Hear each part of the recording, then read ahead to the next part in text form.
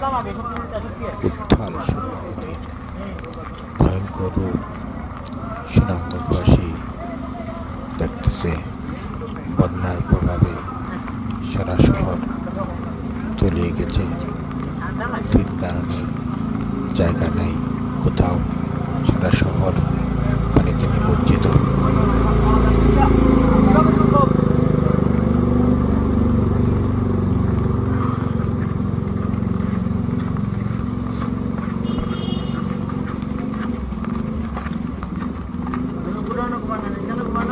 দাদা হয় হয় না ঘুমাই তো দোকান তো পানি উঠে গেছে।